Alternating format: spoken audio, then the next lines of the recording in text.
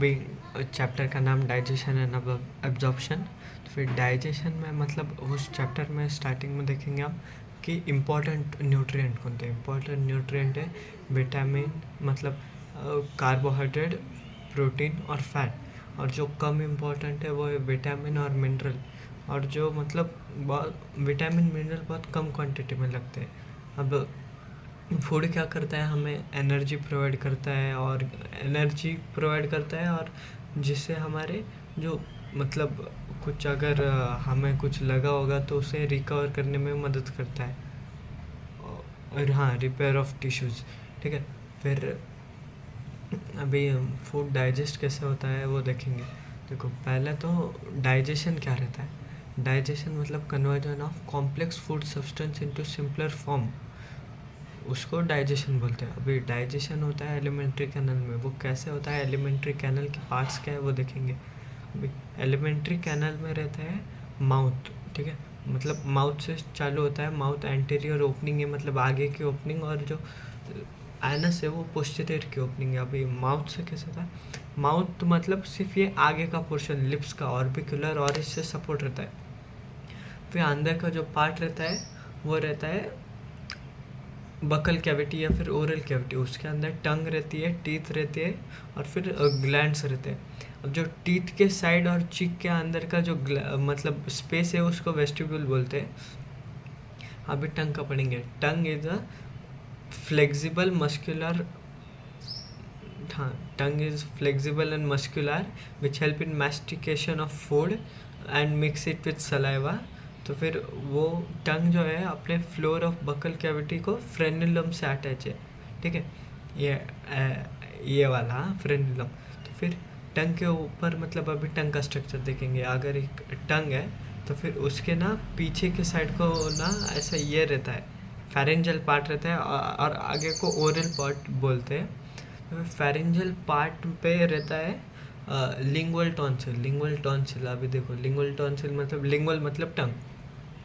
अभी lingual tonsil का काम क्या है, वो WBC फॉर्मेशन में मदद करता है, मतलब इम्यूनिटी में काम करता है, ठीक है। तो फिर उसके आगे एक रहता है सल्कस टर्मिनालिस। तो फिर एक उल्टा V shape, inverted V shape रहता है उसका। और उसके बीच में जो स्ट्रक्चर रहता है मतलब एक वी के यहाँ पे ऊपर के साइड पे रहता है फोरामेन सीकम रहता है, ठीक है। फिर जो एक मतलब 4 स्ट्रक्चर रहते हैं, 4 पैपिले रहते हैं। पैपिले मतलब एक रफ स्ट्रक्चर रहता है जीभ के ऊपर। तो फिर पैपिले के भी 4 टाइप्स है। इनमें से कुछ में टेस्ट बड प्रेजेंट रहते हैं, कुछ में एब्सेंट रहते हैं। जैसे कि circumvallate papillae, fungiform papillae, filiform papillae, foliate papillae, ठीक है। सर्कमवैलेंट पैपिले जो है ना वो सल्कस टर्मिनालिस के नीचे रहते हैं। वो सबसे बड़े पैपिले रहते हैं और वो 10 से 15 रहते हैं, उनमें टेस्ट बड प्रेजेंट रहता है, ठीक है।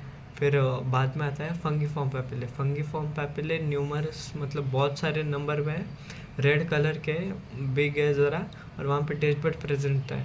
फिर फंगीफॉर्म हो गया। फिलीफॉर्म जो है ना वो फंगीफॉर्म के बीच में रहता है। वो छोटे रहते हैं और वो बहुत ज़्यादा इन नंबर रहते हैं, पर उनके अंदर टेस्ट बड एब्सेंट रहते हैं।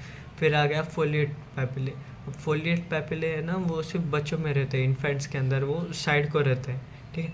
फिर बाद में आ गया टंग। हाँ, टंग के ऊपर जो टेस्ट बड रहते हैं वो कैसे रहता है, पीछे के साइड को जो रहता है ना वहाँ पे बिटर रहता है। उसके आगे आता है सोर, उसके आगे आता है स्वीट, और फिर सबसे ट्रिप नहीं, पहले आता है बिटर सबसे पीछे, फिर सॉर आता है, फिर सॉल्टी आता है, और फिर सबसे आगे स्वीट आता है, और जो बीच की है उसमें उमामी।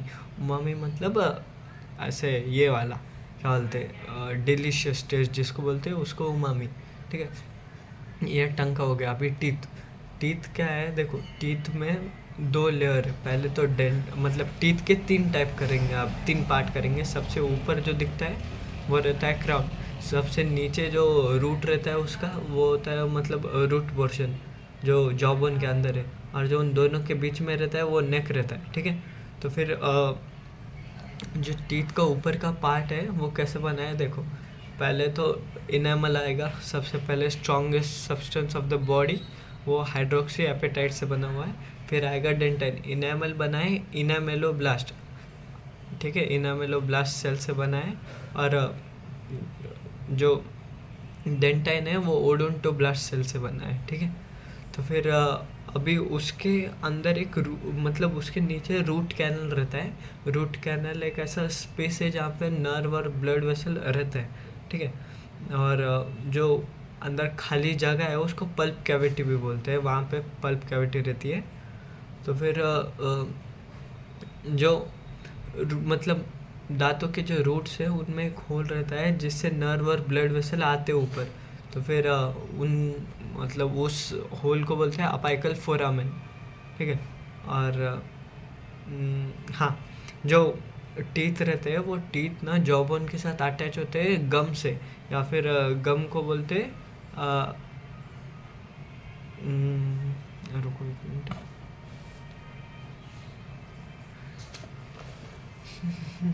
हाँ, सीमेंटम, सीमेंटम बोलते हैं, और वो बना रहता है पेरियोडोंटल लिगामेंट से। ठीक है, अभी टंग का पार्ट हो गया, सॉरी टंग हो गया, टीथ हो गया। अब टीथ जो है ना वो डीके करना, मतलब अकबर हम सुने होंगे कि टीथ ऐसे गल गया, डीके हो रहा है, तो फिर वो pH 5.5 पे ऐसे गलना शुरू हो जाता है टीथ। ठीक है, फिर टीथ का हो गया, टंग का हो गया। अभी जाते हैं हम आगे,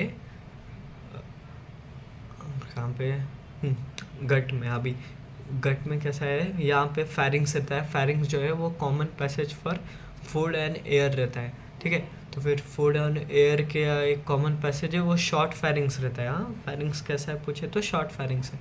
वहाँ पे फेरिंग्स के अंदर रहता है ट्रकिया और ट्रकिया और ईसोफेगस। ट्रकिया जो है विंड पाइप है जिसके ओपनिंग को बोलते हैं ग्लॉटिस, और वहाँ पे एक कार्टिलेजिनस फ्लैप रहता है एपिग्लोटिस, और जो फूड का है ओपनिंग, फूड का है पाइप वो ईसोफेगस रहता है, उसके ओपनिंग को गुलेट बोलते हैं। ठीक है, वो एपिग्लोटिस का काम ये है कि वो जब फूड अपने अंदर जाता है, मतलब फूड जब हम स्वेलो करते हैं तो एपिग्लोटिस बंद हो जाता है, अगर नहीं होगा तो फिर फूड हमारा विंड पाइप में चले जाएगा। अभी स्टमक मतलब एलिमेंट्री कैनल में ऐसे इसोफेगस से नीचे आ गया। इसोफेगस एक थिन लॉन्ग ट्यूब है जो पीछे की साइड से नेक से जाती है, फिर थोरेक्स रीजन, फिर वहाँ पे डायफ्राम के पास से जाके स्टमक में ओपन होती है। जे शेप, स्टमक जे शेप है। फिर स्टमक में भी 4 पोर्शन रहते हैं। सबसे जो जहाँ पे इसोफेगस ओपन होता है वो कार्डियक, बाद में फंडस, फिर बाद में आता है बॉडी, और फिर पाइलोरिक। ठीक है, तो फिर जहाँ पे वैसे स्टमक के अंदर ओपन होता है कार्डियक में, उसको कार्डियक स्पिंक्टर भी बोलते हैं। जो एक कार्डियक स्पिंक्टर रहता है जो क्या करता है, स्टमक के कंटेंट को ऊपर जाने से, मतलब ईसोफेगस में जाने से रोकता है। कार्डियक स्पिंक्टर बोलते हैं, या फिर गैस्ट्रो ईसोफेजियल स्पिंक्टर बोलते हैं, या फिर लोअर ईसोफेजियल स्पिंक्टर बोलते हैं। इसके 3 नाम हैं। फिर जो फंडस रीजन है वो ऊपर के साइड का रहता है। देखो जे शेप है तो फिर ऊपर के साइड को फंडस रहता है। वहाँ पे अगर स्टमक में गैस हो गई तो गैस वहाँ पे स्टोर होती है। जो बॉडी है वो मेन रीजन है स्टमक का। ठीक है। और फिर पाइलोरिक एंड रीजन है। अब स्टमक में कैसे है, देखो माउथ में भी मैकेनिकल डाइजेशन हुआ, स्टमक में भी मैकेनिकल डाइजेशन हुआ। स्टमक में मैकेनिकल डाइजेशन होता है गैस्ट्रिक रूगे के हेल्प से, जो म्यूकोसा से बनी है, आगे पढ़ेंगे हम। फिर स्टमक के अंदर रहता है HCl। जो HCl है ना वो उसका pH रहता है 1.2। तो फिर जो पेप्सिनोजन है एक प्रोटीन डाइजेस्टिंग एंजाइम है, आगे पढ़ेंगे। तो फिर वो वहाँ पे आके एक्टिवेट हो जाता है।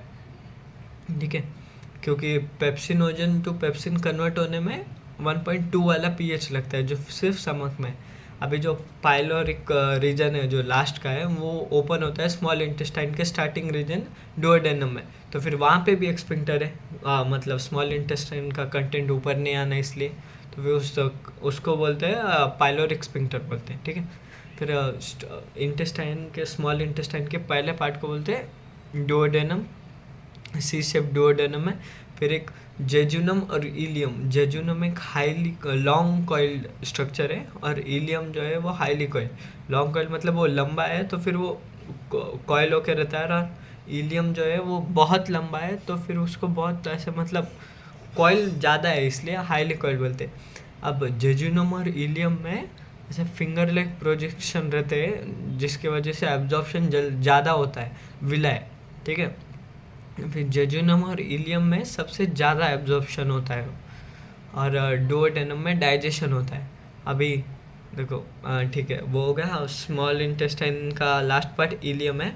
इलियम में पेयर्स पैचेस रहते हैं, दार होते हैं, पेयर्स पैचेस रहते हैं।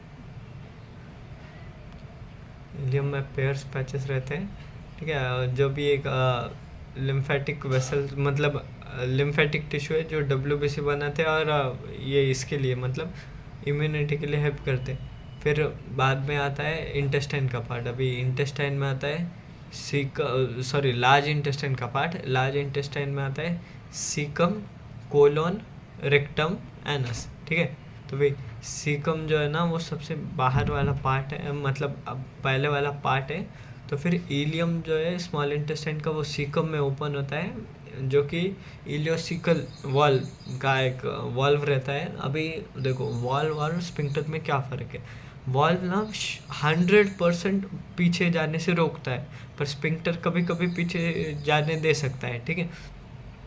फिर जो फीकल मैटर है स्मॉल मतलब इलियम में जब फूड आएगा तो वो पूरा ऐसे मतलब उसको फीकल मैटर बोलेंगे, पूरा डाइजेस्ट होके आता है। हाँ, फिर सीकम में आता है वो इलियोसिकल वॉल्व के थ्रू। तो फिर सीकम में ना कुछ सिम्बायोटिक माइक्रो ऑर्गेनिज्म रहते हैं जिसको ई कोलाई बोलते हैं। अब सिम्बायोटिक मतलब क्या, जो यूजफुल है, मतलब हम उनको रहने के लिए जगह दे रहे हैं और वो हमारा कुछ फंक्शन कर रहे हैं, जैसे कि विटामिन B12 सीक्रेट करना, हाँ विटामिन B12 और विटामिन K, ठीक है। तो फिर विटामिन B12 का काम क्या है, ऐसे मतलब विटामिन B12 ना इंट्रिंसिक फैक्टर जो कि स्टमक में सिंथेसाइज होता है, तो फिर वो B12 को एब्जॉर्ब करता है, डाइजेस्ट करता है, और फिर बाद में एरिथ्रोपोइसिस के लिए मदद करता है, मतलब मैच्योरेशन ऑफ RBC के लिए मदद करता है। फिर सीकम पहला पार्ट है। सीकम के नीचे एक narrow finger like tubular structure है जिसको वर्मीफॉर्म अपेंडिक्स बोलते हैं। वो अपेंडिक्स एक वेस्टाइजियल ऑर्गन है जिसका अभी कुछ काम नहीं है ह्यूमंस में, वो रूमिनेंट्स में ज़्यादा डेवलप है। फिर बाद में सीकम हो गया, फिर कोलोन आता है। कोलोन के भी 4 पार्ट्स है। पहला है ascending colon, transverse colon, descending colon, sigmoid colon. जो सिग्मॉइड कोलन है वो रेक्टम में ओपन होता है, ठीक है। फिर असेंडिंग कोलन है, फिर वहाँ पे ना ऐसे जो बैग लाइक स्ट्रक्चर रहता है, मतलब ऐसे अरे आपने देखा होगा स्वेलिंग आ जाती है जैसा, तो फिर इलास्टिक है वो उसको बोलते हैं हॉस्ट्रा, ठीक है। और जो बीच में से एक लाइन जाती है उसको बोलते हैं 2 मिनट,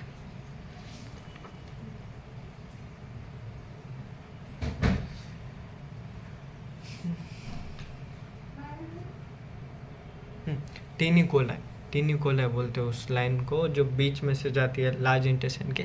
उसके ऊपर एक फैट ग्लोब्यूल रहता है, मतलब फैट ग्लोब्यूल मतलब फैट स्टोरेज वाला स्ट्रक्चर रहता है, ग्रिप लाइक स्ट्रक्चर, उसको यूपीप्लोइक अपेंडेजेस बोलते हैं। फिर जो सिग्मॉइड कोलन है वो रेक्टम में ओपन होता है। जो रेक्टम है ना वो उसमें पेरिस्टाल्सिस बॉडी में सबसे कम होती है, क्योंकि वहाँ पे फीसिस स्टोर होता है डिफिकेशन तक। फिर जो एनस आता है, एनस एक लास्ट पोर्शन है जहाँ पे मतलब पोस्टेरियर ओपनिंग, ठीक है, एंटीरियर माउथ, पोस्टेरियर एनस, वहाँ से इजेशन होता है। एनस में मास पेरिस्टाल्सिस रहता है, मतलब रेक्टम में नो या फिर लीस्ट पेरिस्टाल्सिस, और एनस में मास पेरिस्टाल्सिस, ठीक है। ये एलिमेंट्री कैनल के बारे में हो गया। फिर अभी आएंगे हम ठीक है डाइजेस्टिव सिस्टम पे, ठीक है। पहले हम लेयर ऑफ गट पढ़ेंगे। अब जो हमारा पूरा एलिमेंट्री कैनल है उसको गट बोलते हैं। कहाँ से, मतलब माउथ में तो नहीं है कुछ लेयर्स, तो फिर ईसोफेगस से एनस तक, वहाँ पे उस पोर्शन को गट बोलते हैं। वहाँ पे लेयर्स रहते हैं, 4 लेयर मेनली। उनका नाम है सिरोसा, मस्कुलरिस, सबम्यूकोसा, म्यूकोसा। एक ऑर्डर में बाहर से अंदर आते वक्त, ठीक है। Serosa, muscularis, submucosa, mucosa.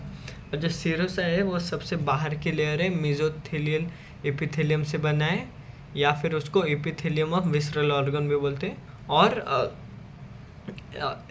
और फिर एक कनेक्टिव टिश्यू जैसे कि एरियोलार कनेक्टिव टिश्यू उससे बना है, ठीक है, सिरोसा। फिर सिरोसा मॉडिफिकेशन शो करता है इसोफेगस में। इसोफेगस में सिरोसा को टुनिका एडवांटेशिया बोलते हैं, ठीक है। फिर सिरोसा मस्कुलरिस। अब मस्कुलरिस जो लेयर है वो 2 लेयर से बना है, मतलब इनर जो है वो सर्कुलर, आउटर जो है वो लॉन्गिट्यूडनल, ठीक है।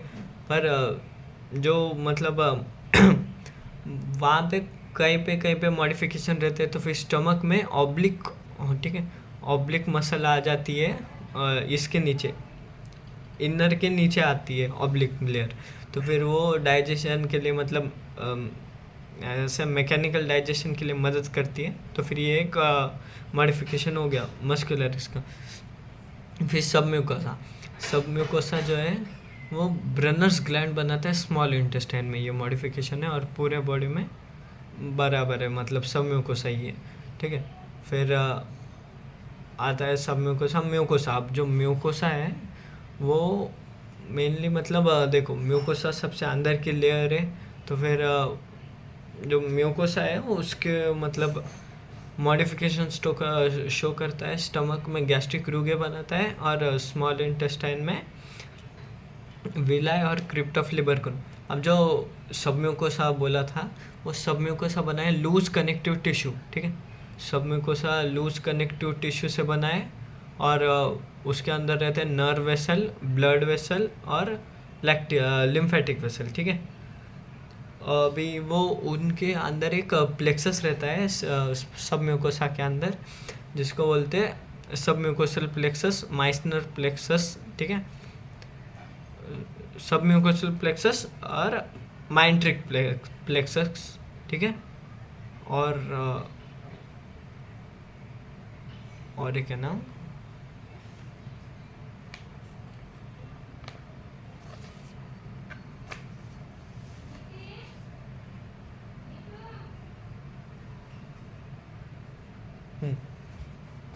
तीसरा है रिमार्क्स प्लेक्सस, ठीक है। तो फिर जो रिमार्क्स प्लेक्सस है, वो जो प्लेक्सस है, मतलब प्लेक्सस मतलब क्या, नेटवर्क ऑफ नर्व्स। अभी जब नर्व्स रहते हैं, मतलब नर्व्स रहने कुछ तो काम करेगा वो myenteric plexus, sorry Meissner plexus, या फिर उसको रिमांस प्लेक्सस, या फिर सबम्यूकोसल प्लेक्सस। अब उसका काम है इंटेस्टाइनल जूस के सिक्रेशन को कंट्रोल करना। फिर वैसा ही एक प्लेक्सस और एक है जो कि है माइंट्रिक प्लेक्सस, या फिर उसको आउबाक्स प्लेक्सस भी बोल सकते हैं। तो फिर वो प्रेजेंट रहता है अपने मस्कुलरिस लेयर में प्रेजेंट रहता है, जो कि ऐसे क्या करता है, पेरिस्टाल्सिस को कंट्रोल करता है, ठीक है।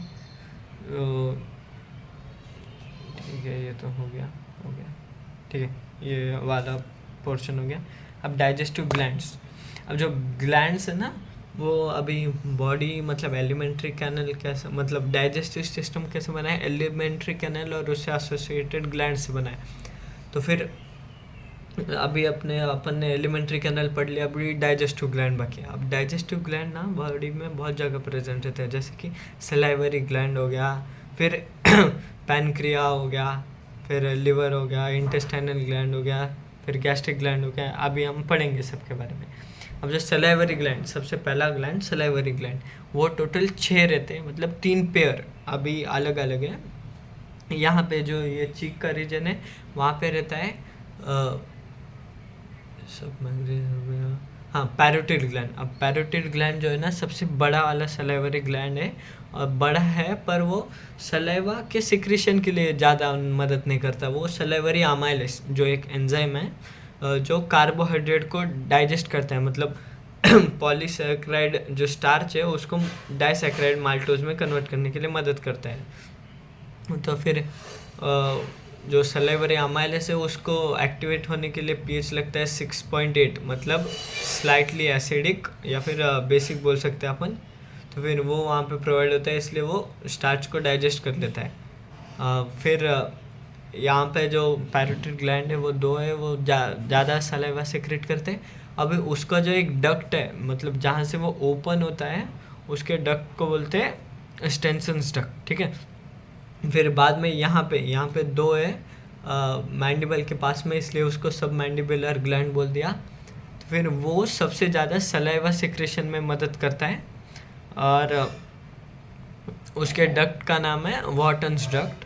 फिर सबलिंगुअल मतलब जीभ के नीचे जो डक्ट है उसका जो ये है मतलब उसके जो डक्ट है उसका नाम है रिविनस डक्ट या फिर बार्थोलिन डक्ट ऐसा बोल सकते हैं। तो फिर ये 6 डक्ट मतलब सॉरी 6 से 3 पेयर ऑफ सलाइवरी ग्लैंड हो गए, पैरोटिड, सबमैंडिबुलर और सबलिंगुअल। फिर अभी उसके बाद आ गया लिवर जो है ना वो अपने अपर एब्डोमेन में डायफ्राम के नीचे रहता है, राइट साइड को। स्टमक रहता है अपर एब्डोमेन में मतलब लेफ्ट साइड को रहता है, और लिवर राइट को रहता है। तो फिर लिवर बना है 2 लोब से, वो सबसे बड़ा वाला अपना डाइजेस्टिव ग्लैंड है, ठीक है। उसका लार्जेस्ट ग्लैंड ऑफ बॉडी है वो लिवर, और उसका वेट अबाउट 1.2 to 1.5 kg रहता है एडल्ट ह्यूमन में। फिर लिवर के भी 2 लोब्स है, ठीक है। वो 2 लोब्स डिवाइड हो गए फैल्सीफॉर्म लिगामेंट की वजह से। तो फिर जो राइट लोब है उसके नीचे रहता है गॉल ब्लैडर। अब लिवर का जो स्ट्रक्चर एंड फंक्शनल यूनिट है वो हिपैटिक लोब्यूल है। वो हिपैटिक लोब्यूल बना है ग्रुप ऑफ हिपैटिक सेल यानी हिपैटोसाइट से, arrange in form of cord मतलब हिपैटिक कॉर्ड। जो ऐसे बहुत सारे हिपैटोसाइट मिलके एक हिपैटिक कॉर्ड बनाते हैं, और हिपैटिक कॉर्ड का एक स्ट्रक्चर हेक्सागोनल स्ट्रक्चर बनता है जो हिपैटिक लोब्यूल है, ठीक है। उसके ऊपर एक थिन लेयर रहती है, thin sheet known as Glisson's capsule. वो एक कैरेक्टर ऑफ मैमल, सिर्फ मैमल में ही पाया जाता है वो ग्लिसन्स कैप्सूल हिपैटिक लोब्यूल पे। अब लिवर का काम क्या है, बाइल का सिक्रेशन करना। अब हर एक हिपैटिक लोब्यूल बाइल का सिक्रेशन करेगा। अभी हिपैटिक लोब्यूल पे एक पोर्टल ट्रायड बोल के रहता है, जो का कलर रहता है उसका रेड ग्रीन और रेड ग्रीन और ब्लू कलर का। अब जो रेड है वो हिपैटिक आर्टरी, जो ब्लू है वो हिपैटोपोर्टल वेन। अभी हिपैटोपोर्टल वेन मतलब क्या है, जो भी लिवर का जो भी सिक्रेशन है वो हिपैटोपोर्टल वेन में जाएगा। फिर वो हिपैटोपोर्टल वेन मिलके बनेगी हिपैटिक वेन, वो इन्फेरियर वेना कावा में जाएगा, और फिर मतलब हिपैटोपोर्टल वेन ऐसे डीऑक्सीजनेटेड ब्लड कलेक्ट करती है, ठीक है। तो फिर इन्फेरियर वेना कावा में जाएगी, इन्फेरियर वेना कावा से राइट एट्रियम में जाएगी। फिर बाद में ठीक है, ये हो गया। अभी आएंगे हम पैनक्रिया पे। पैनक्रिया एक हेटेरोक्राइन ग्लैंड है, जो मतलब वो दोनों काम करते हैं, एक्सोक्राइन भी और एंडोक्राइन भी। एक्सोक्राइन मतलब वो अल्कलाइन पैनक्रियाटिक जूस सिक्रेट करता है विथ एंजाइम्स इन इट, और जो एंडोक्राइन पोर्शन है वो हार्मोन सिक्रेट करता है, इंसुलिन और ग्लूकागॉन भी, ठीक है। फिर जो ठीक है, ये हो गया पैनक्रिया, हो गया लिवर, हो गया सलाइवा हो गया, ठीक है। गैस्ट्रिक ग्लैंड और इंटेस्टाइनल ग्लैंड, ये बहुत छोटा पोर्शन है। गैस्ट्रिक ग्लैंड जो है ना वो म्यूकोसा के हेल्प से बना है स्टमक के अंदर जो कि गैस्ट्रिक जूस सिक्रेट करने मतलब गैस्ट्रिक जूस सिक्रेट करने के लिए मदद करता है। और आ गया इंटेस्टाइनल ग्लैंड, जो फिर डुओडेनम में प्रेजेंट रहता है, जिससे म्यूकस सिक्रेट होता है, जो मतलब जो HCl आएगा उसको न्यूट्रलाइज करने में मदद करेगा वो, ठीक है। अब विलाय का स्ट्रक्चर देखो। विलाय जो है ना वो फिंगर लेग ट्यूबुलर प्रोजेक्शन है, जो कि सरफेस एरिया बढ़ाता है, इसके वजह से ही मोस्ट ऑफ द एब्जॉर्प्शन होता है। फिर विलाय जो रहता है ना वो जेजुनम इलियम में सबसे ज़्यादा पाया जाता है। अब विलाय कैसे बना है, म्यूकोसा के हेल्प से बना है। विलाय के ऊपर 2 सेल रहते हैं, जिसको बोलते हैं एंटेरोसाइट सेल और गॉबलेट सेल। जो गॉबलेट सेल है वो म्यूकोस सेल करता है, एंटेरोसाइट सेल है ना उसके ऊपर एक स्मॉल मतलब जो विलाय है उसके ऊपर एंटेरोसाइट सेल है, उसके ऊपर और एक छोटा सा स्ट्रक्चर रहता है जिसको माइक्रोविलाय बोलते हैं, ठीक है। फिर दो विलय के बीच में एक कुआं जैसा रहता है, क्रिप्ट मतलब ऐसे खाई जैसा, हाँ ठीक है, उसको बोलते हैं क्रिप्ट ऑफ लिबरकुन। अब क्रिप्ट ऑफ लिबरकुन में रहते हैं दो सेल, जैसे पैनेट सेल और एंटेरो एंडोक्राइन सेल, ठीक है।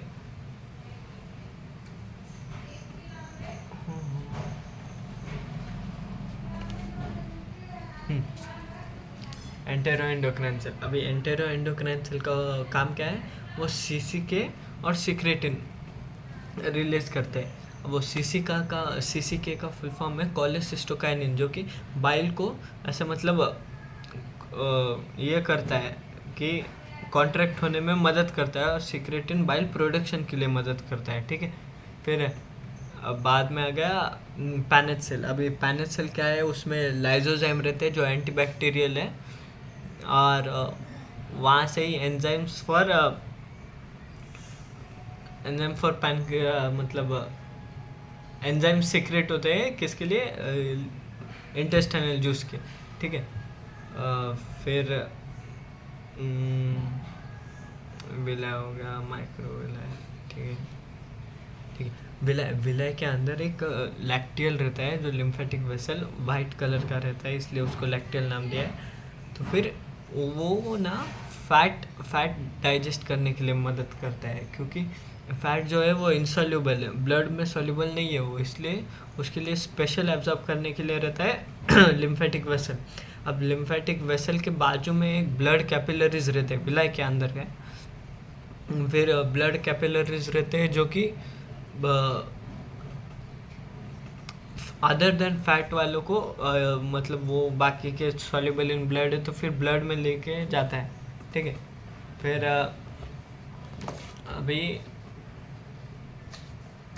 अभी हम डक्ट सिस्टम पढ़ेंगे। अभी देखो, लीवर से दो डक्ट आते हैं, हिपैटिक डक्ट मतलब right hepatic duct, left hepatic duct, वो दोनों मिलके बनते हैं कॉमन हिपैटिक डक्ट। अब जो सिस्टिक डक्ट है ना गॉल ब्लैडर में का, वो डाई कंडक्शन करता है, मतलब लेके भी जा सकता है और निकाल भी सकता है। तो फिर वो कॉमन हिपैटिक डक्ट क्या होगा, वहाँ से जो बाइल आ गया वो गॉल ब्लैडर में जाएगा, गॉल ब्लैडर में फिर कंसंट्रेशन ऑफ बाइल होता है, स्टोरेज और कंसंट्रेशन ऑफ बाइल होता है। फिर गॉल ब्लैडर से वो जब सिस्टिक डक्ट आएगा और फिर कॉमन हिपैटिक डक्ट आएगा, तो फिर वहाँ पे बनेगा कॉमन बाइल डक्ट, ठीक है। फिर कॉमन बाइल डक्ट और पैनक्रियाटिक डक्ट मिलके बनेंगे हिपैटो पैनक्रियाटिक डक्ट, जो कि सी शेप डुओडेनम में जाके ओपन होगा। तो फिर हिपैटिक पैनक्रियाटिक डक्ट को हिपैटो पैनक्रियाटिक एम्प्यूला भी बोलते हैं। फिर वो वहाँ पे स्पिंक्टर ऑफ ऑडी, मतलब स्पिंक्टर वहाँ पे रहता है डुओडेनम और हिपैटो पैनक्रियाटिक डक्ट के अंदर, तो फिर उसको स्पिंक्टर ऑफ ऑडी बोलते हैं। और जो कॉमन बाइल डक्ट के वहाँ पे मतलब कॉमन बाइल डक्ट है, वहाँ पे जो स्पिंक्टर रहता है उसको स्पिंक्टर ऑफ बर्डन बोलते हैं। जो कॉमन बाइल डक्ट है उसी का दूसरा नाम डक्टस कोलेडोकस भी है, ठीक है।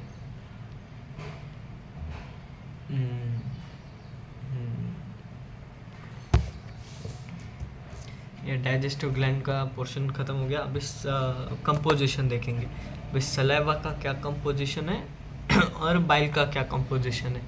अभी सलाइवा क्या है, एक मतलब विस्कस फ्लूइड है जिसके अंदर लाइजोजाइम रहते हैं, एंटीबैक्टीरियल है। फिर वो कलरलेस है, उसका pH 6.8 है, जिससे वो क्या टूथ डिके को प्रिवेंट करता है। कैसे देखो, अभी पहले बोला था pH मतलब 5.5 वाले pH पे टूथ डिके होता है, तो फिर वहाँ पे pH मेंटेन करने का काम रहता है सलाइवा का, इससे टूथ डिके प्रिवेंट होता है। फिर सलाइवा के अंदर भी म्यूकस रहता है जो कि वो फूड को, जो चबाए वाला फूड रहता है उसको होल्ड करने में मदद करता है, जिससे बोलस फॉर्म होता है, ठीक है। फिर जो डिहाइड्रेशन को प्रिवेंट करने के लिए भी मदद करता है। फिर उसके अंदर इलेक्ट्रोलाइट रहते हैं, सलाइवा के अंदर इलेक्ट्रोलाइट रहते हैं, जैसे कि सोडियम, पोटेशियम, क्लोराइड, बाइकार्बोनेट। जो क्लोराइड है ना, वो एक्टिवेशन ऑफ अमाइलेस के लिए भी मदद करता है, ठीक है। जो पैरासिम्पैथेटिक नर्व्स है ना, वो सलाइवा इंक्रीज करने के लिए मदद करते हैं, और जो सिम्पैथेटिक नर्व है वो डिक्रीज करने के लिए, मतलब रेगुलेट करते हैं ये दोनों मिलके।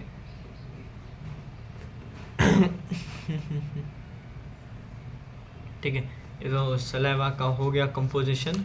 अभी बाइल का कंपोजिशन देखेंगे।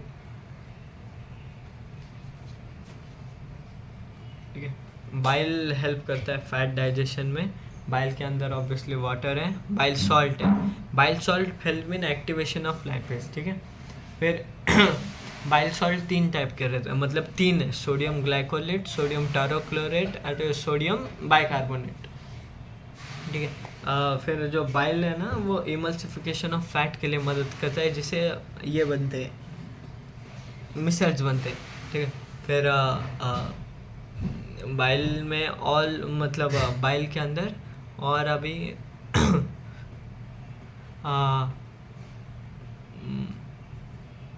ठीक है, उसमें फॉस्फोलिपिड रहते हैं, कोलेस्टेरॉल रहता है, एक्सेट्रा। फिर बाइल पिगमेंट। अभी बाइल पिगमेंट क्या है, जो कलर प्रोवाइड करता है बाइल को, बिलीवर्डिन, बिलीरुबिन। अब बिलीवर्डिन है ग्रीन कलर का, बिलीरुबिन है येलो कलर का। बिलीरुबिन हमारे यूरिन और फिशेस को कलर प्रोवाइड करता है। ठीक है, ठीक है, बाइल बाइल एक ऐसा डाइजेस्टिव जूस है जिसके अंदर एंजाइम्स नहीं है।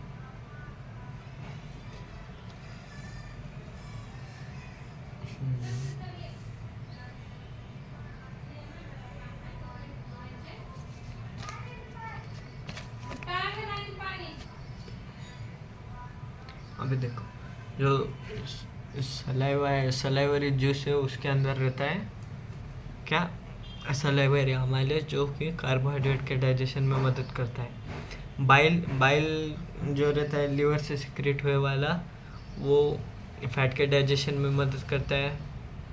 फिर स्टमक में गैस्ट्रिक जूस है, वो प्रोटीन के डाइजेशन में मदद करता है।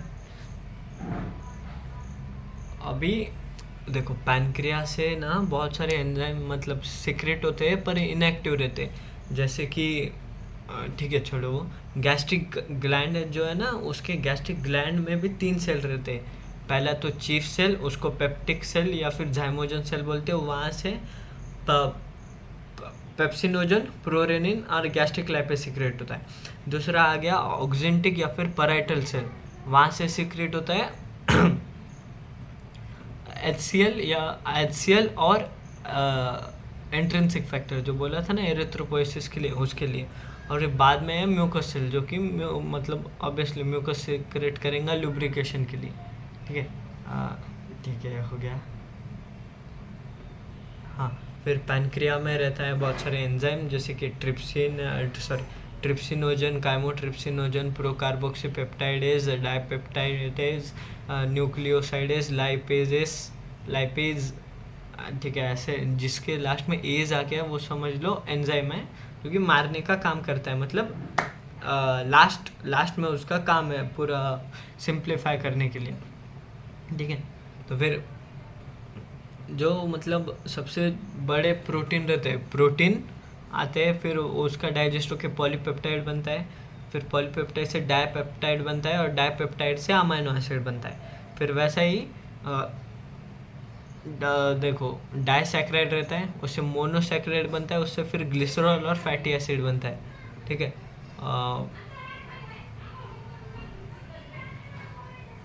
ठीक है, फिर न्यूक्लिक एसिड रहता है, न्यूक्लिक एसिड का न्यूक्लियोटाइड में होता है, न्यूक्लियोटाइडेस के हेल्प से, और न्यूक्लियोटाइडेस का न्यूक्लियोसाइड्स में होता है, और वहाँ से फिर नाइट्रोजनस बेस प्लस शुगर। जो इंटेस्टाइनल जूस है उसी को सक्कस एंटेरिकस बोलते हैं। माउथ में कार्बोहाइड्रेट का 30% डाइजेशन हो जाता है, और बाकी का आगे होता है। फिर बाद में स्टमक में प्रोटीन का डाइजेशन होता है पेप्सिन के हेल्प से, और जो इन्फेंट्स रहते हैं वहाँ पे मिल्क प्रोटीन का डाइजेशन रेनिन के मदद से होता है। रेनिन सिर्फ बच्चों में पाया जाता है। रेनिन क्या करता है, सीजिन को कैसिनेट में कन्वर्ट करता है, कैसिनेट से फिर रेनिन पैरा कैसिनेट और फिर पैराकैसिनेट और कैल्शियम मिलके कैल्शियम पैराकैसिनेट पे पेप्सिन एक्ट करके उसको पेप्टाइड पेप्टोन और प्रोटियोसिस में कन्वर्ट करता है, ठीक है। वो एक पेप्टोन और प्रोटियोसिस पॉलीपेप्टाइड है। अब जब प्रोटीन प्रोटियोसिस और पेप्टोन्स है, उनके ऊपर जो पैनक्रियाटिक जूस के हैं ना एंजाइम्स, जैसे कि ट्रिप्सिनोजन, काइमोट्रिप्सिनोजन और प्रोकार्बोक्सीपेप्टाइड, ये सब इनएक्टिव है। पर उनको ना इंटेस्टाइनल जूस जो रहता है ना, वहाँ पे इंटेरोकाइनेस बोल के एक एंजाइम है, वो इनको एक्टिवेट कर सकता है। ये पूरा प्रोसेस डुओडेनम में चालू है, ठीक है। वहाँ पे पेप्टोन प्रोटियोसिस और प्रोटीन्स पे ट्रिप्सिनोजन, काइमोट्रिप्सिनोजन और प्रोकार्बोक्सीपेप्टाइड्स एक्ट करके बनाते हैं उसका डाइपेप्टाइड्स, ठीक है। डाइपेप्टाइड से फिर उसके ऊपर डाइपेप्टाइडेज एक्ट करके बनाता है मोनोपेप्टाइड, और डाइपेप्टाइडेज एक्ट करके बनाता है अमीनो एसिड। प्रोटीन में अमीनोपेप्टाइड नहीं रहता है, मोनोपेप्टाइड नहीं रहता है प्रोटीन में। फिर जो फैट रहते हैं ना, फैट पे लाइपेज एक्ट करके बनाता है उसका डाइसैकराइड और मोनोसैकराइड, ठीक है। और फिर वहाँ से लाइपेजेस एक्ट करके बनाते हैं उसको डायरेक्ट फैटी एसिड और ग्लिसरॉल। फिर न्यूक्लिक एसिड पे न्यूक्लियेजेस एक्ट करके बनाते हैं न्यूक्लियोटाइड पे और एक्ट करके बनाते हैं न्यूक्लियोटाइडेज एक्ट करके बनाते हैं न्यूक्लियोसाइड, और न्यूक्लियोसाइड पे न्यूक्लियोसाइडेज एक्ट करके बनाते हैं नाइट्रोजनस बेस प्लस शुगर। अब जो डाइपेप्टाइड है उनके ऊपर डाइपेप्टाइडेज एक्ट करके बनाते हैं अमीनो एसिड। माल्टोज के ऊपर माल्टेज एक्ट करके बनाते हैं ग्लूकोज प्लस ग्लूकोज। लैक्टोज के ऊपर लैक्टेज एक्ट करके बनाते हैं ग्लूकोज प्लस गैलेक्टोज। सुक्रोज के ऊपर सुक्रेज एक्ट करके बनाते हैं ग्लूकोज प्लस फ्रुक्टोज, ठीक है। ये सारा जो डाइजेशन एब्जॉर्ब मतलब डाइजेशन चालू है जो सिंपलर फॉर्म में करने के लिए, वो स्मॉल इंटेस्टाइन में चालू है। तो फिर जो लार्ज इंटेस्टाइन है वहाँ पे वाटर का एब्जॉर्प्शन होता है। अब लार्ज इंटेस्टाइन में कैसा होता है, ड्रग्स का, अल्कोहल का, फिर विटामिन्स और मिनरल्स का एब्जॉर्प्शन होता है। और स्टमक में कैसा पार्शियल डाइजेशन होता है, स्टमक में सिंपल शुगर, ड्रग्स, वाटर और अल्कोहल का, ठीक है। फिर वहाँ पे लार्ज इंटेस्टाइन मोस्टली तो फीसेस कैरी करने के लिए आता है, काम में आता है, और वहाँ पे वाटर एब्जॉर्ब हो जाता है थोड़ा, ठीक है। अब ये हो गया, ठीक है।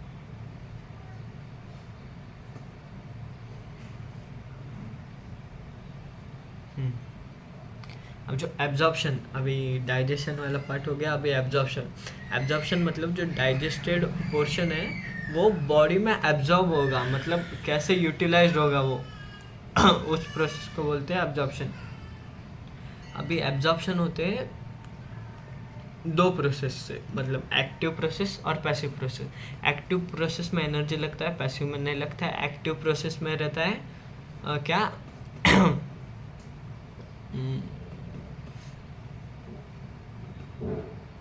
हाँ, एक्टिव प्रोसेस में ना सोडियम आयन, ग्लूकोज और अमीनो एसिड, ये तीनों को लोअर कंसंट्रेशन से हायर कंसंट्रेशन में भेजना पड़ता है, इसलिए एनर्जी लगता है।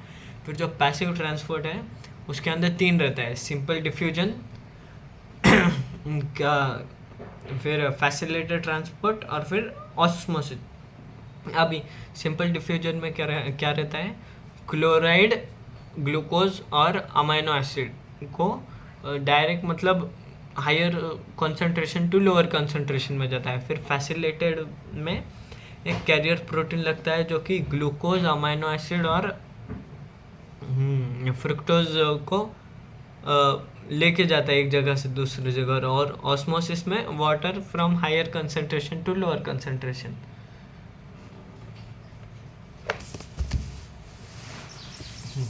फिर अभी डिसऑर्डर्स हैं। अभी डिसऑर्डर्स में हम देखो, अभी जो एलिमेंट्री कैनल है उसमें जो स्वेलिंग होती है एलिमेंट्री कैनल की, inflammation of alimentary canal is caused due to क्या बैक्टीरिया और वायरल इन्फेक्शन की वजह से होता है।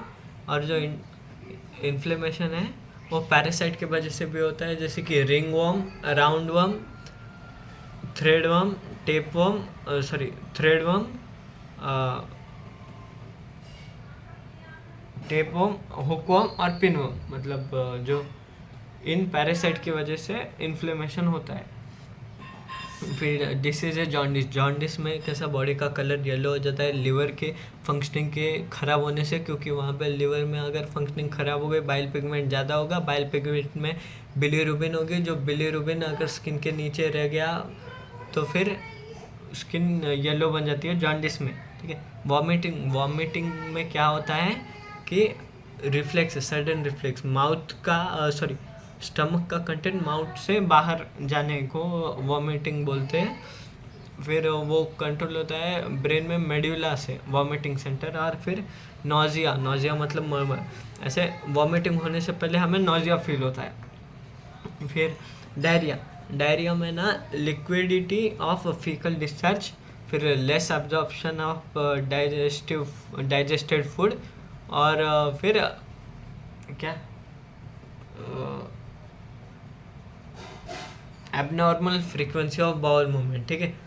फिर बाद में आता है कॉन्स्टिपेशन में कैसा रहता है, अगर हमने लेस फाइब्रस फूड खाया या फिर पानी कम पिए तो फिर faeces are retained in caecum, मतलब कोलन, तो फिर वो आगे मूव नहीं होता है। ठीक है। फिर वहाँ पे इरेगुलर बाउल मूवमेंट होता है। फिर इंडाइजेशन मतलब डाइजेस्ट नहीं होना प्रॉपरली। उसके कॉजेस है, पहले तो एंजाइम बराबर सीक्रेट नहीं होना, स्पाइसी फूड ज़्यादा खाना, ओवर ईटिंग करना एंजाइटी की वजह से। ठीक है। और फूड पॉइजनिंग की भी वजह से इंडाइजेशन होता है। फिर प्रोटीन एनर्जी माल न्यूट्रिशन, इनमें भी 2 डिसीज़ है, पहले क्वेशरकोर और दूसरा मैरस्मस। क्वेशरकोर में क्या रहता है, सिर्फ प्रोटीन का डेफिशिएंसी रहता है, और फिर जो कार्बोहाइड्रेट और फैट है वो बराबर रहता है। वहाँ पे स्वेलिंग हो जाती है बॉडी में, क्योंकि फैट बराबर है तो प्रोटीन कम है, स्वेलिंग हो जाती है। फिर ब्रेन रिटार्डेशन होता है उसमें, और अगर एल्बुमिन कम पड़ गया तो फिर वहाँ पे एडेमा हो जाता है, जिसकी वजह से स्वेलिंग है। और फिर दूसरा है मैरस्मस में प्रोटीन्स की कमी, फैट्स की कमी, कार्बोहाइड्रेट की, तीनों की कमी से एकदम दुबला पतला हो जाता है। उसके मतलब बोन्स ज़्यादा स्ट्रांग नहीं रहते, उसकी स्किन लूज बन जाती है, रिंकल्ड बन जाती है, ड्राई बन जाती है। हाँ, हो गया। ठीक है।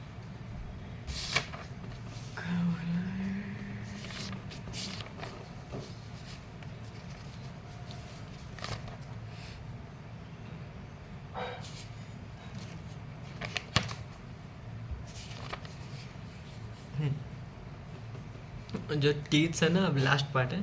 जो टीथ्स है वो इंसीजर, कैनन, प्रीमोलर, मोलर है। इंसीजर का काम कटिंग है, कैनन का काम ग्राइंडिंग है, टियरिंग है। प्रीमोलर और मोलर का काम है वो ग्राइंडिंग का काम करते हैं। अभी इनमें रूट्स, मतलब जो नीचे रूट्स है ना, जो जॉबोन के अंदर अटैच है, तो फिर अभी रूट्स का क्या काम है, मतलब रूट्स कितने रहते हैं। जो लोअर जॉ में है ना, इंसीजर, कैनन, प्रीमोलर में एक रहता है, और मोलर में 2 रहते हैं। ठीक है, रूट्स। और अपर जॉ में इंसीजर, कैनन में 1 रहता है, प्रीमोलर में 2, मोलर में 3। अभी जो डेंटिशन है, मतलब अभी ह्यूमन बीइंग में 2 बार दांत आते हैं, इसको डाइफ्योडोंट डेंटिशन बोलते हैं। फिर tooth embedded in socket of jaw bone के अंदर है, इसलिए उसको थिकोडोंट डेंटिशन बोलते हैं। फिर 4 टाइप ऑफ टीथ, यानी डिफरेंट टाइप ऑफ टीथ है, इसलिए उसको हेटेरोडोंट डेंटिशन बोलते हैं।